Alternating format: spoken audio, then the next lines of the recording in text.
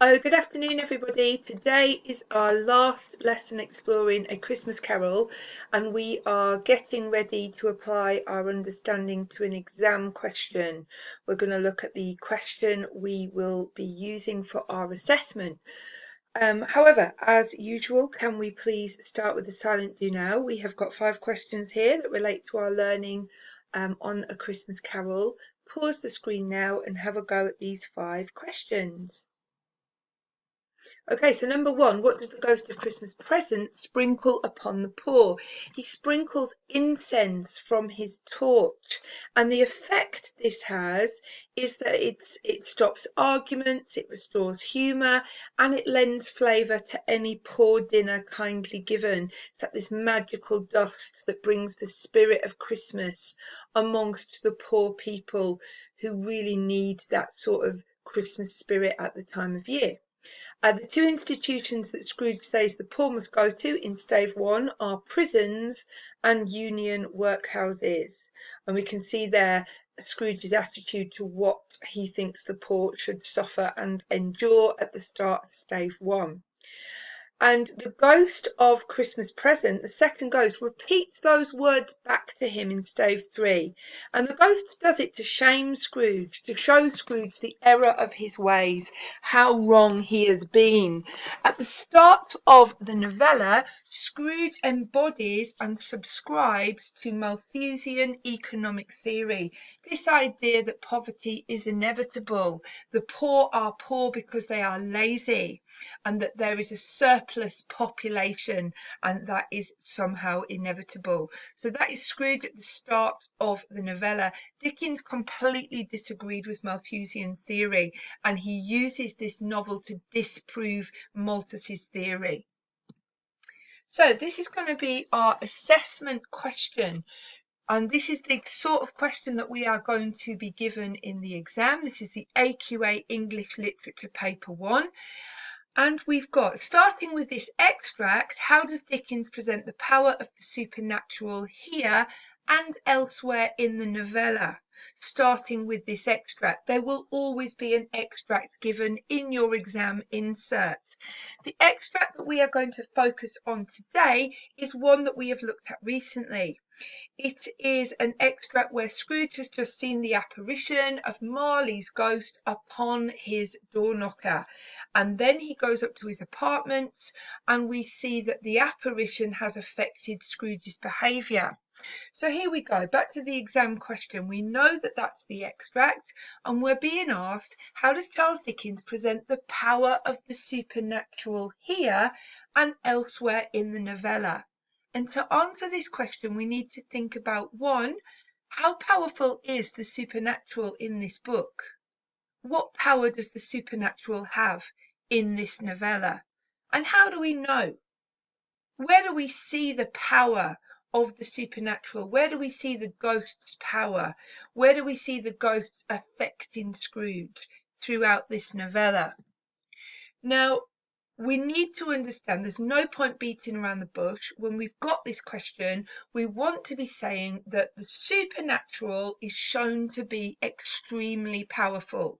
The point of this book is that the supernatural has the capacity and power to transform the lives of men, even covetous old sinners like Scrooge. So we need to understand that to be successful in this question, we are going to want right at the start of our essay to say that the supernatural is shown to be supremely powerful. It's got the power to change and transform the lives of all men. How do we know? Well, it's the supernatural, it's the 3 ghosts and Jacob Marley that change Scrooge. Now, Scrooge is the worst of all sinners. Dickens spends pages describing in detail how terrible and awful and bitter and grasping Scrooge is at the start of this novella. And the ghosts take him on this journey into the past, the present, and the future, and they transform him from that bitter man at the start to as good a man in the good old world at the end. And that change is miraculous, it's a miracle, and it shows the massive power the supernatural world has. So we need to understand that there is no point approaching the question in any other way than to say that the supernatural is purposely, and deliberately shown to be powerful by Charles Dickens. So we're going to want to open our essay with an opening statement or a thesis statement, whatever your teacher is encouraging you to call it. And in our opening statement, we want to ensure that we set out the what, the how, and the why. So here's an example of how we might do that. The what we can see is yellow, the how we can see is in the turquoise, the blue, and the why is in the light grey. So this will be a really nice example of an opening statement. Here in the extract and across the novella, Dickens presents the supernatural as hugely powerful and influential. That's the what. How does he do it? The power of the supernatural changes Scrooge from a bitter and covetous old sinner into a redeemed man who is better than his word. His change is nothing short of a miracle. The why. Why is Dickens doing this? Dickens himself had a deep Christian faith and implicit belief in the power of the supernatural. He uses Scrooge to show that if he can change, so too can we all. This is the big picture message of the novella from Dickens. So that's how we want to open our essay. Hugely powerful. This is how it's shown, and this is why Dickens does it. Keep it short. Keep it sharp. We don't need to start going into detail. We do that in our main body of our essay. So we're going to think about, well, how do the spirits change Scrooge? Where do we see this happening? How do the spirits change Scrooge? And where in the book do we see this happening? Now, as always, with our literature essays for our text and our plays, we are going to focus on the start of the novella. We're going to focus on examples from the middle of the novella, and we're going to focus on examples from the end of the novella. Now, the extract comes broadly at the start of this novella. So the start, we're going to zoom in on the extract, and we're going to think about what, how, why for the extract. We're going to choose an example from the middle of the novella where we see that the supernatural has power over Scrooge. And we're going to choose an example from the end of the novella where we see the power the supernatural has had over Scrooge at the end of the book. So let's start with the start. We'll start with the extract. This is our extract here, and we're going to remind ourselves that in this extract he has just seen the ghost of Jacob Marley upon his door knocker, and then he goes up to his apartment. What I'd like you to do is I'd like you to pause this screen, and I want you to read through this extract in detail, and I want you to really focus in as ever on the yellow text.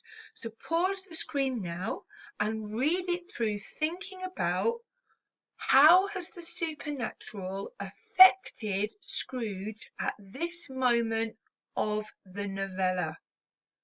What power has the supernatural, the appearance of Marley's face, had upon Scrooge? Pause it, read it now. Okay, so I've gone through, and obviously I've highlighted for you in yellow this key text. What I'd now like to do is look at what methods Dickens is using right here at the start in the extract to communicate the power of the supernatural. And I'm zooming in on things like this. He walked through his rooms to see that all was right. So this is narration. This is Charles Dickens talking directly to us, the readers, telling us what is going on. And those words, all was right, that's use of irony, because by checking to see that all was right, suggests to the reader that things are not right, things are amiss, things are untoward, things are not as they should be.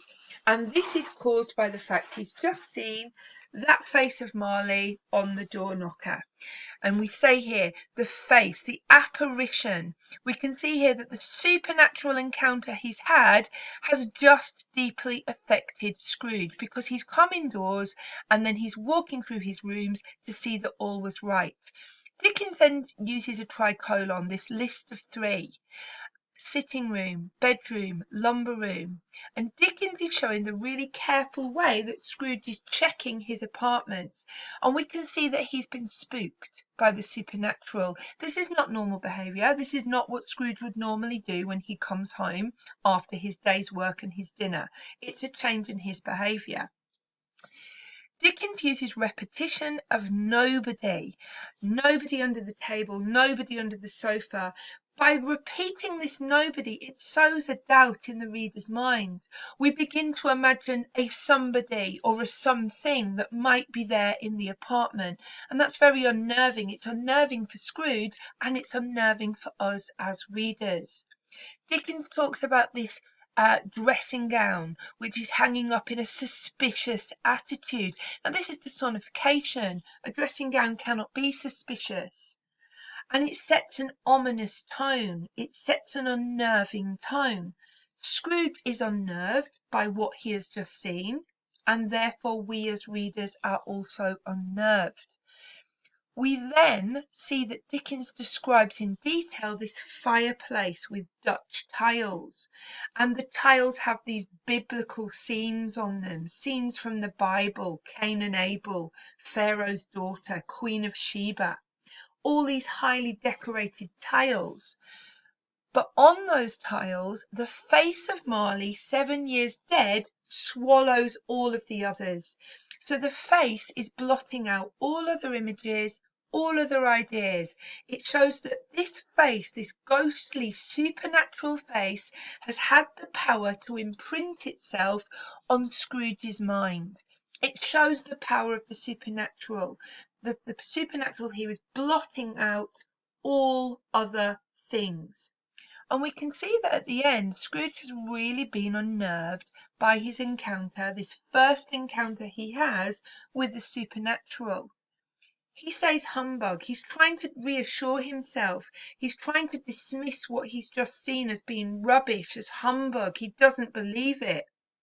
He's speaking to himself. The fact that he's trying to reassure himself really communicates to us that he does feel very uncertain and unnerved. And then he walks about the room, pacing the floor almost, showing us his agitation.